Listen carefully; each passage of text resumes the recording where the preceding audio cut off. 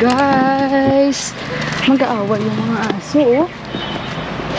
Mag-aaway sila. Ayan, hello. Good morning. Happy Sunday. Ayan, mag-8:30 dito.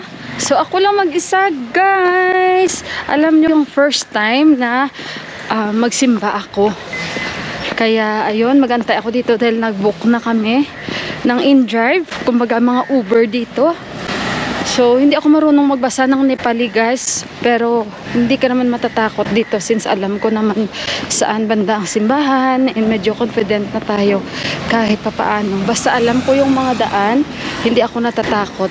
And alam ko kung paano ako communicate dito sa kanila. So, antay lang ako dito ng in-drive. Sandali muna, guys. So, ayan, oh. So, ayan, sarado pang mga tindahan sa amin banda. Dito lang ako mag-antay. 8:30. Yung mass is 9 o'clock. Sa siyuhan, pumasok na. Kasi, plano ko talaga today magsimba ako. And then, after that, pupunta ako sa dentista dahil medyo delayed na yung pagpapalagay ko ng crown. Dahil nga, syempre, siyuhan, hindi maganda yung pakiramdam. And ngayon, okay na siya, guys. And last time, akala ko, during my interview, may lagnat siya, pero wala. Ngayon, okay na talaga siya. Ilang araw na. Kaya nakapasok na siya. Nakaligo na rin kanina. So, ayun guys, antay-antay lang ako dito ng taxi. Sige, pakitulog pa. Hayahayaan ko siya. Yung forma pala natin, ganito lang. Simple lang guys ang forma natin. Pero rock. Punta ako sa dentist, tapos bili na lang ako ng ulam na maluluto namin. So, very active ang ating Sunday today. Wala, Diyos ko, puno na tayo ng alikabok dito. Saan na kayo yung in-drive ko?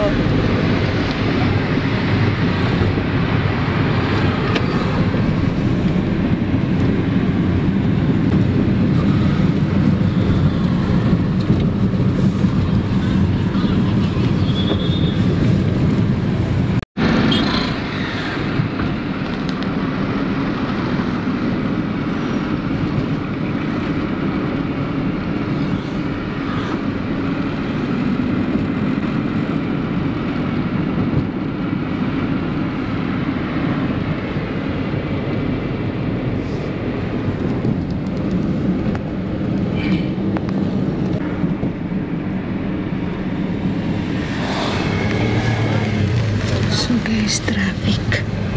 Ditong area talaga traffic na traffic. Ayan, traffic. Yes, malaki na yung traffic.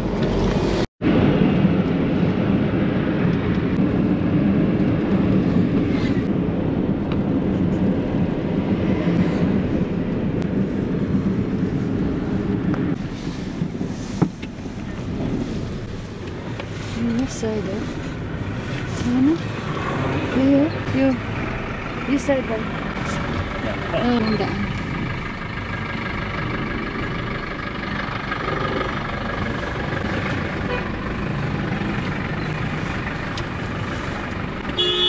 Mas malapit na tayo guys. Alam ko ang daan guys.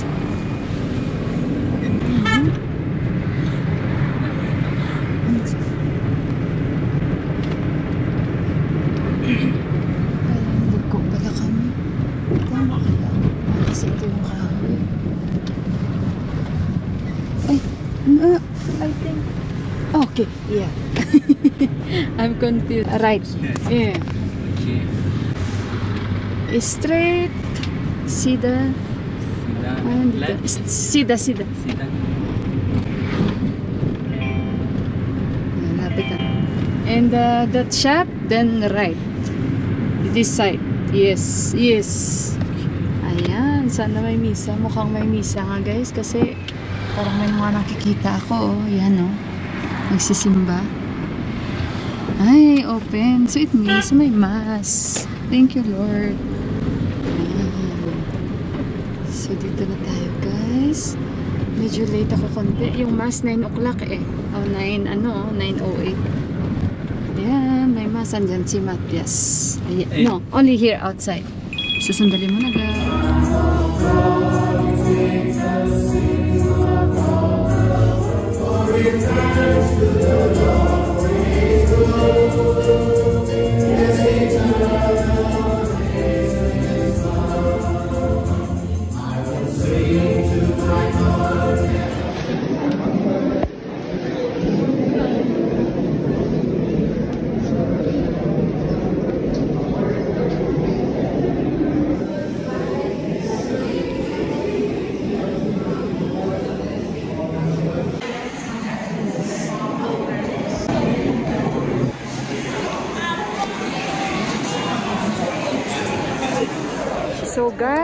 na ako and syempre may mga namit tayo mga Filipina na nandito and sobrang happy ako.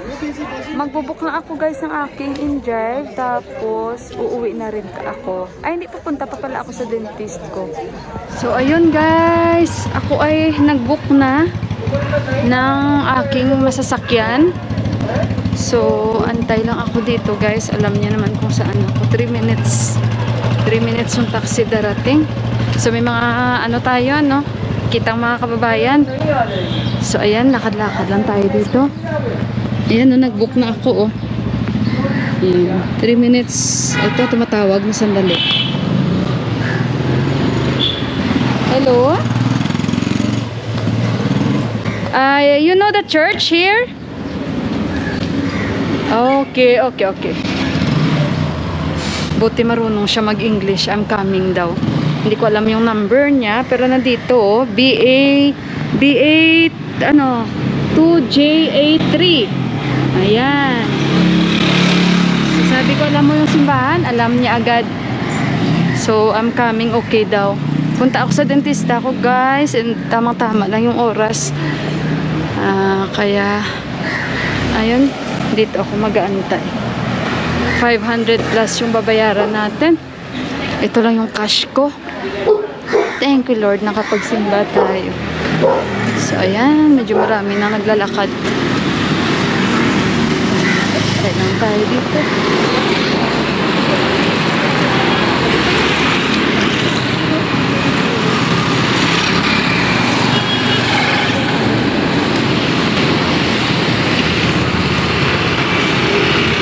Guys, papasok doon yung church. Si Matias, oh, yung nagbabantay dito.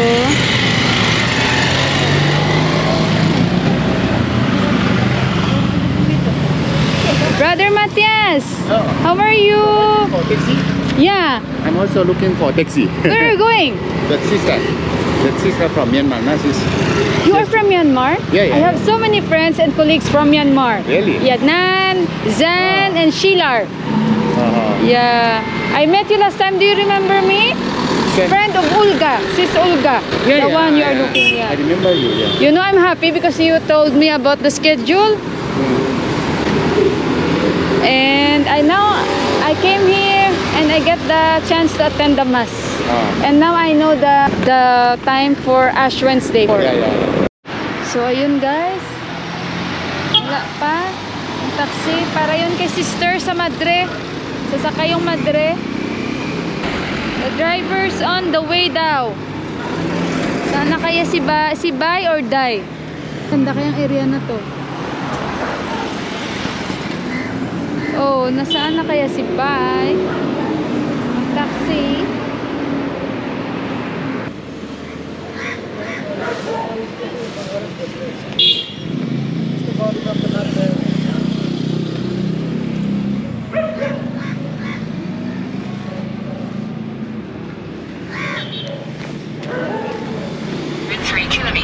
Okay guys, nandito na ako sa taxi. So ayun guys, punta tayo sa dentista namin. Masaya ako. Ayun, nakapagsimba tayo.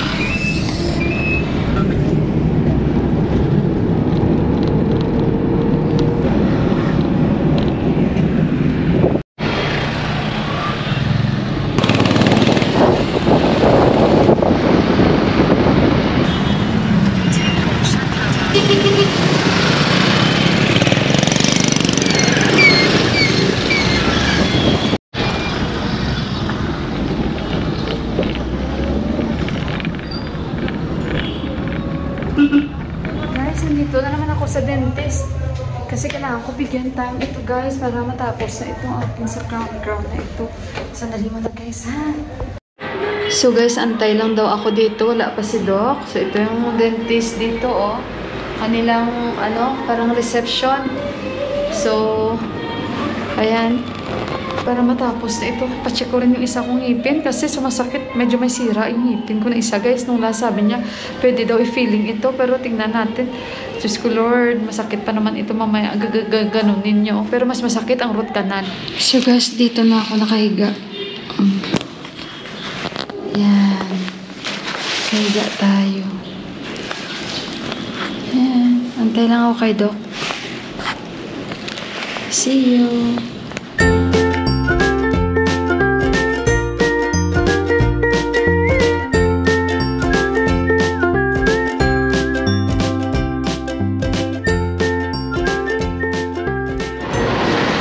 Guys, pauwi na ako. Tapos na ako sa dentist. Nagantay na naman ako ng aking Uber. 7 minutes pa daw. Please don't be late. Pero nandito na ako. Pag hindi kami magkakaintindihan, magbibigay ako dito or bibigay ko dito sa likod yung mga nakatayo. Sila pakausap ko. So, ayun guys. Alas 12 na. And very active ang araw na ito or very active ang Sunday ko. And naglagyan na ako ng crown. Ayan, tumatawag na siya guys. Sandali.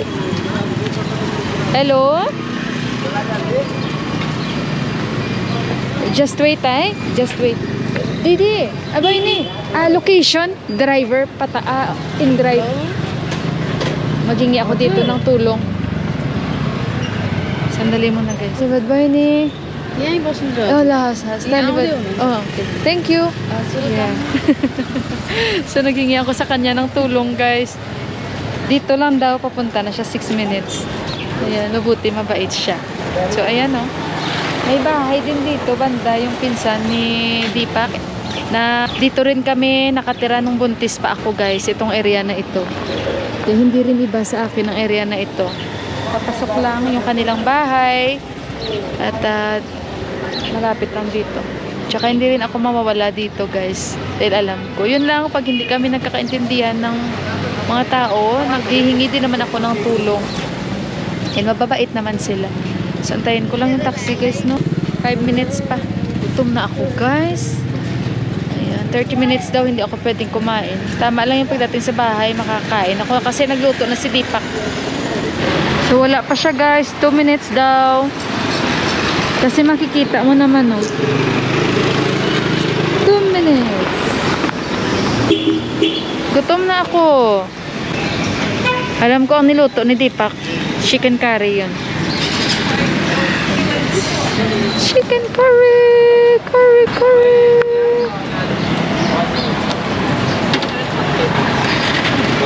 Yeah. In drive. Ito na nga guys. Sakay tayo. Sandali. Ayo. Ra. La. Dito na.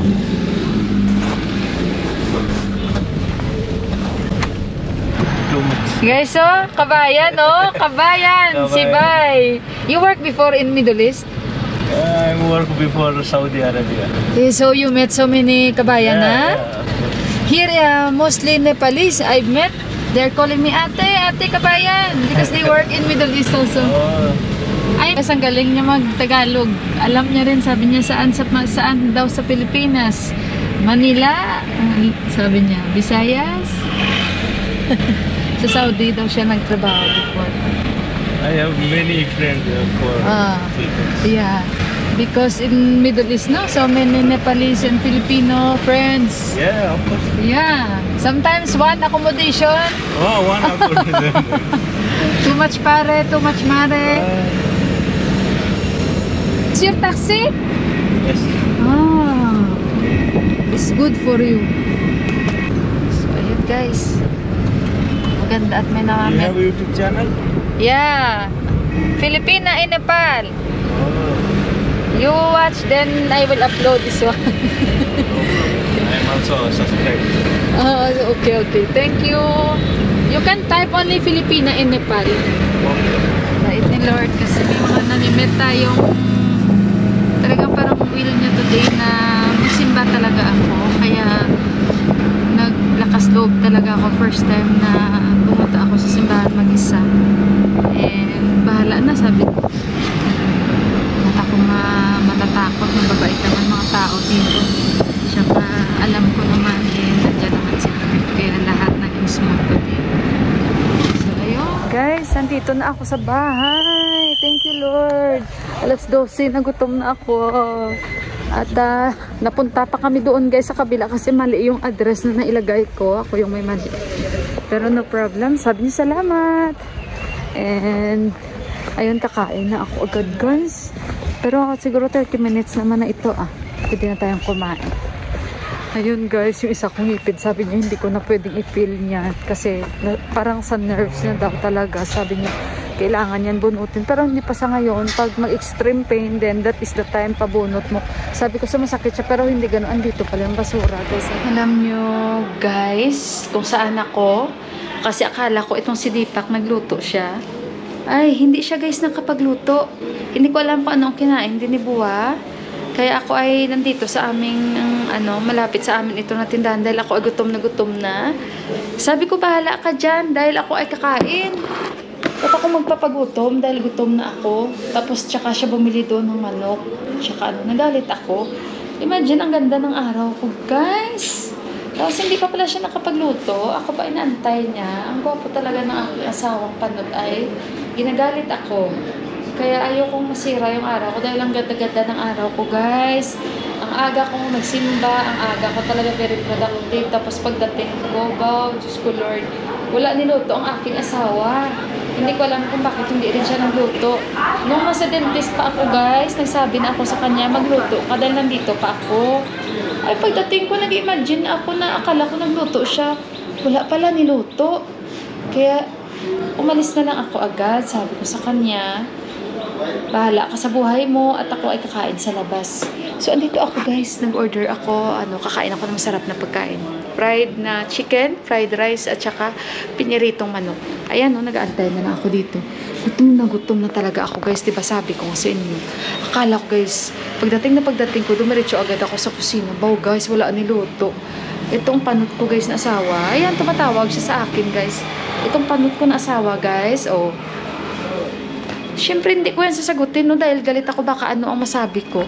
Hayaan ko muna siya. Kasi may inis ka talaga ba?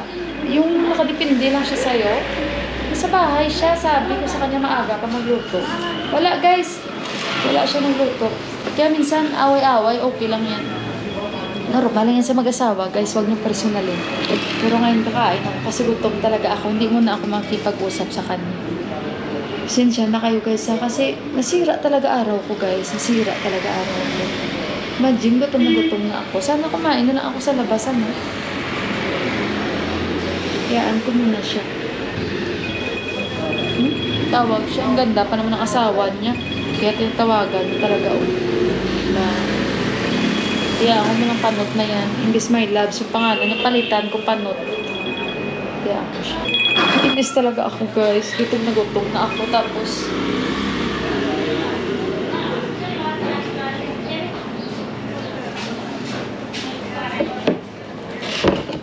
mag-enjoy ako yakain. Bakit ako doon? Masira lang ang araw ko. Magkasala lang ako. Diba? Yung crown ko guys,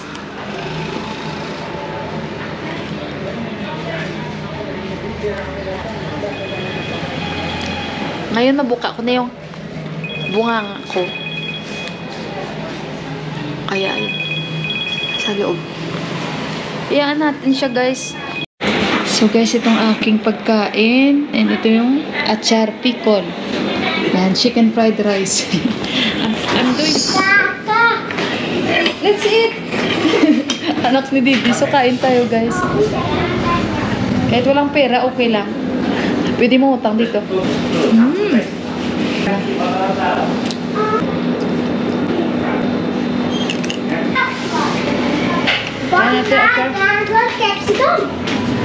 What? Order ako roast chicken. Nakamanok na rin pala ito.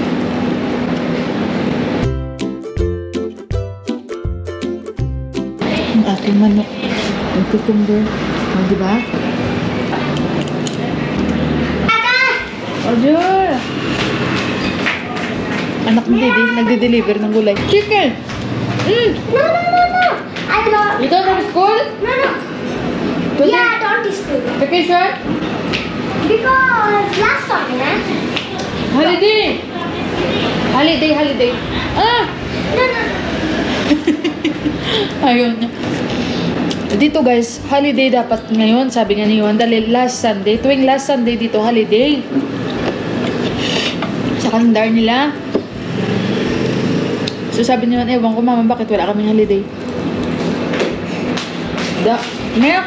Yeah, this is milk. Ito katib yan, yung anak ni Didi. No, like? No eating? No, no, no, no. No. Takot din yan si Deepak pag nagalit ako, guys. Pero hindi na ako nagsasalita.